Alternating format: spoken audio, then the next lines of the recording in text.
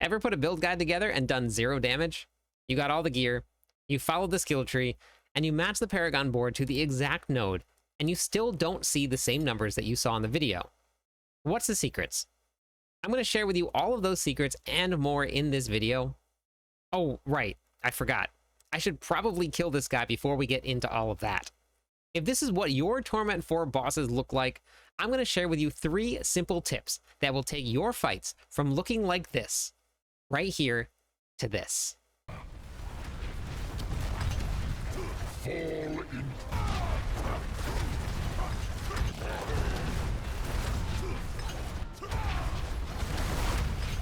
Today we're going to be covering Masterworking, Tempering, and Enchanting. This is going to be a great way to get your character set up for absolute maximum damage.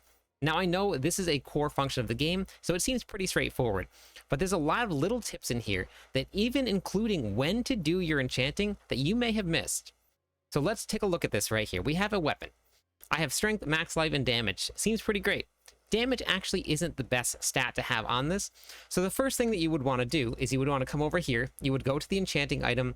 You're going to put your item in, and then you're going to try and enchant damage. That's wrong. Please don't do that. The reason that you don't want to do that, if you do it in this order, you're kind of setting yourself up for the potential to spend a lot of extra resources and gold that you may not have actually needed to spend. How the first process is going to go for upgrading your gear is going to be actually tempering. You're going to come back over to the blacksmith.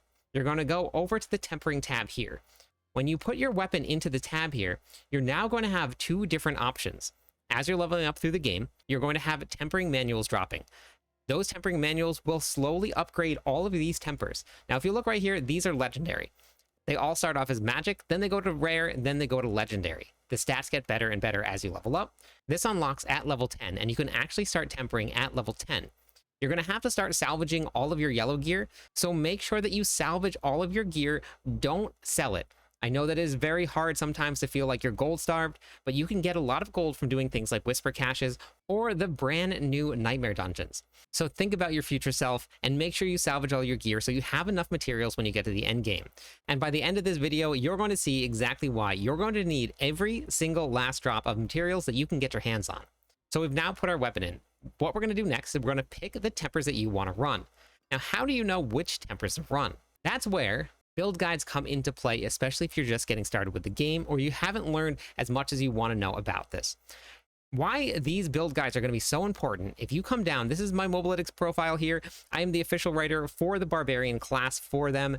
I have a ton of really fun guides coming out this season for you. The Barbarian is already cleared Pit 102. It is very strong this season, and as you saw, it smashes Torment 4 bosses. So if you want to check out some very fun guides, we're going to hop onto every single class this season, but we're going to start with the Barbarian. Looking at the gear stats in this planner here, all of these orange stats, this is actually where you're going to put your Masterworking crits. Now, we'll talk about Masterworking in just a couple minutes. What we're really going to be focusing on, and we're going to come down to the weapon down here, we're going to be focusing on the tempers. Now, you saw that fight. We did one fight that had very little damage, and then the second fight, it died very, very quickly. The only thing that I did was change the tempers, and it was a single temper. That is kind of how important these tempers are for specific builds that you want to put together. If you don't have the right temper with the right masterworking, you don't do the damage. As you can see right here, we also have 2 different colors. We have blue, and we also have yellow. That is going to be the amount of 25% that you put in, and we're going to get to all of this when we get into the masterworking. But the one temper that I was missing during that fight was this lunging strike deals double damage. When we go back into the game here, so this was a weapon I had on during that first fight. It has the exact same aspect, it has the same runes, the only difference was that one little thing. Now that made a huge difference. How do we make sure that we get the right tempers on? When you go back to your tempering, we're going to add in your weapon again. Now, if you look right here, this says 6 out of 6. That is how many times that you can temper your gear. 2 different types of tempers for each piece of gear, except for your amulet. Your amulet will have 5. You get 2 free attempts, so you want to make sure that you do those 2 free ones first. And then after that, we'll talk about what happens if you don't get the right ones that you want. So we're going to select weapon. I know that I want to go to Furious. Now I get my free one here, so we're going to temper. Now this is going to bind it to your account. You cannot trade the item after this, so make sure it's something that you want to keep. You can skip the animation if you want to. Now I got Flay Duration. That's not the one that I wanted. We're going to go and we're going to do our first free one here. Now for me, I'm going to be running critical strike damage. So we're going to go to Worldly Finesse. We're going to put on critical strike damage. We're going to skip the animation here. I didn't get the right one again. We're going to go back over to weapon because this one for me, this is the most important one. Getting this one will do a ton of extra damage. Now we saw exactly how much damage that did. So every single time that we do this, we have using one of our attempts right here. So far, we haven't got the one that we wanted.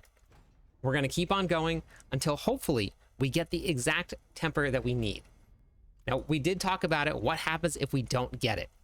Right now, I only have one attempt left for 2 different tempers that I need, and I missed both of them.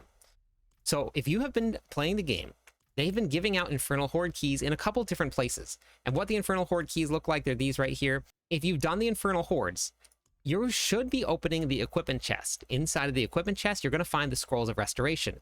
With the Scrolls of Restoration, you get 1 extra chance to reset your tempers and redo them. So now we actually have the same tempers that we can go back in. If you're on an amulet, the 2 tempers that you chose out of the 5 are the only ones that you can redo, so you will not be able to swap around the amulets to different stats. But now we can go back in, and then this will give us a second chance. If you look right here, we have now 6 chances again. It doesn't give us the 2 free ones back. You only have those in the very beginning.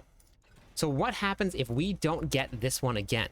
If I use up all of my attempts here, which I got the first one that I wanted, you can never do it again after that, and then that piece of gear is gone.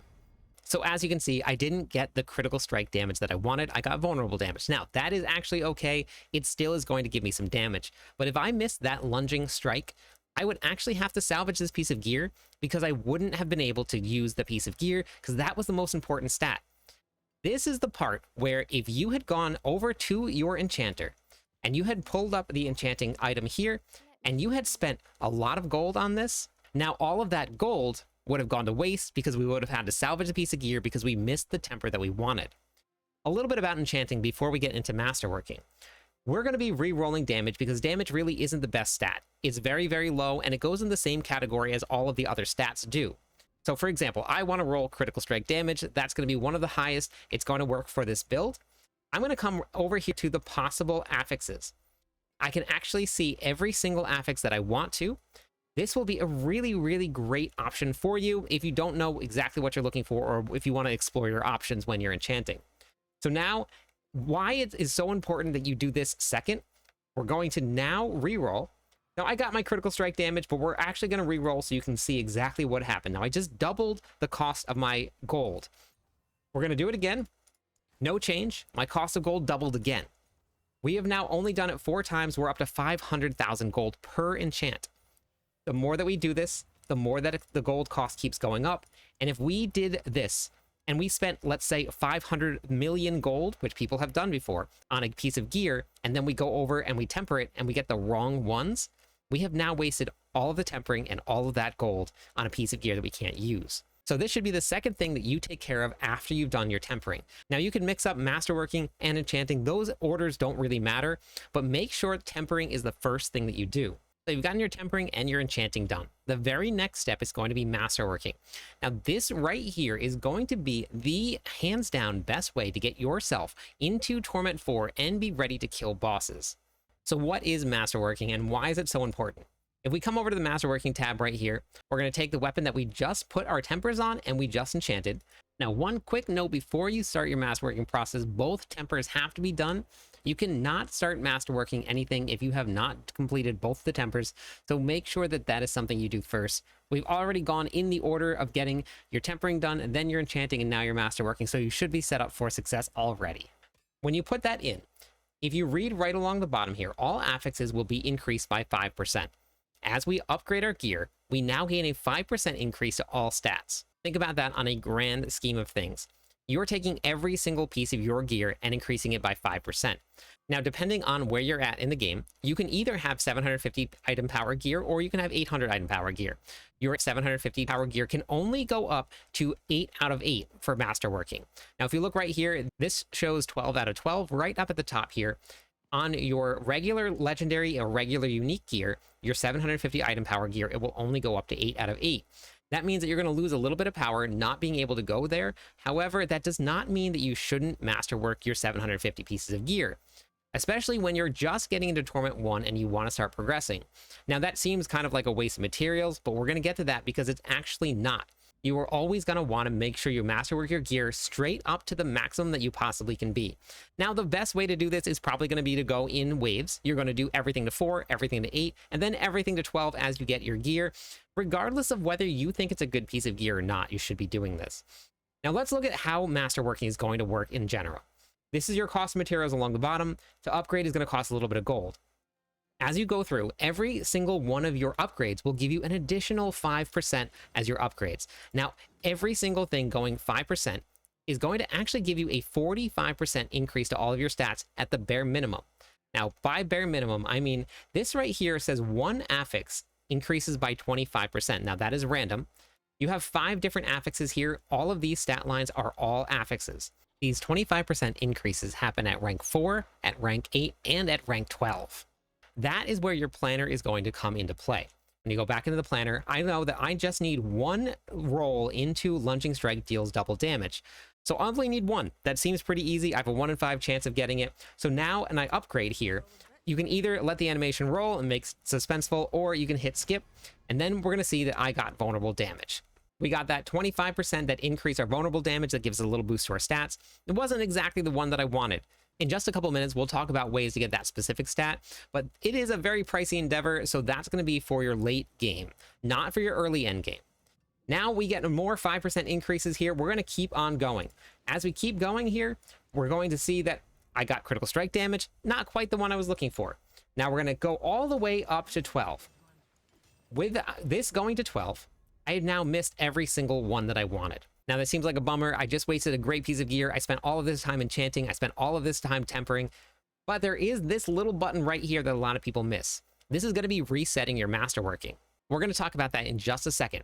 The reason that I said that you should absolutely 100% take all of your gear to level 12 first is that when you salvage your gear, let's say you find a much better piece of gear, you are going to get back 100% of the opticite that you put into it.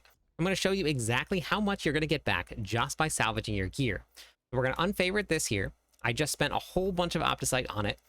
I'm going to go to my salvage, and when we salvage this, I'm going to get back 5,830 opticite just from salvaging back my piece of gear. That is going to give me back all of the opticite that I put into the gear, and I can now masterwork another piece of gear that I found was very useful, was a much better upgrade for what I'm going to be doing. So we've got our masterworking materials back. We just got a brand new weapon. This right here is what we're going to be working on focusing on. I want flay duration for this build, but I don't want just one roll into it. My 25%, I want it to land on the same stat all 3 times. Now that is very hard and is also very pricey. We'll talk about exactly why it's going to be so pricey. This reset masterworking button that we mentioned earlier, when you click this, it's going to cost you 5 million gold, a couple of material, and then it also is going to lose all of the other materials that you put into this. So all of your masterworking materials that we put in is going to be gone. Now, there is benefit to that because you saw when we were fighting the boss how much of a difference having that correct temper with the correct masterworking made. So we've just reset now. I'm going to try and get my 25%, which is right here, to land on the correct one. This is where it gets really, really pricey because it's a completely random chance. Sometimes you're going to walk up and you'll get 2 out of the 3. Sometimes you're going to end up getting only just 1 for a really, really long time, then you have to go back to farming. There's no way to guarantee it. There's no hacks around this. The only thing that you can do is hope that the random chance is there. So make sure that you go through and you farm a lot of opticite first, farm a lot of gold before you tackle this process here. So as you can see, masterworking is a really, really great way to take your character from Torment 1 to Torment 4, but it can be a very, very pricey endeavor.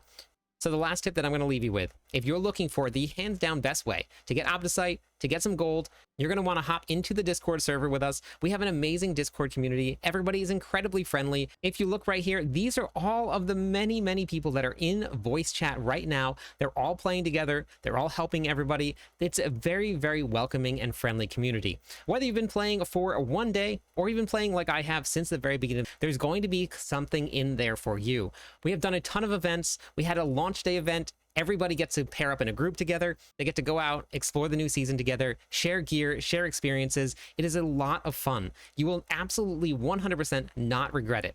I know there are a lot of people out there that love to play solo. I've had so many people that played Eternal, they played solo, they never gave any of it a shot, finally convinced to hop into Discord, and they will never ever go back because the game takes on a completely different shape when you play with a whole bunch of people that have the same goal and the same mind. It's a lot of fun, and hopefully I'm going to see you there. That's all I got for you. Hopefully you found this video helpful. If you did, make sure you share it with your friends. Thank you everybody for watching. I'm live every night. I'd love it if you stopped by, said hi, theory crafted with me. Catch you on the clip side.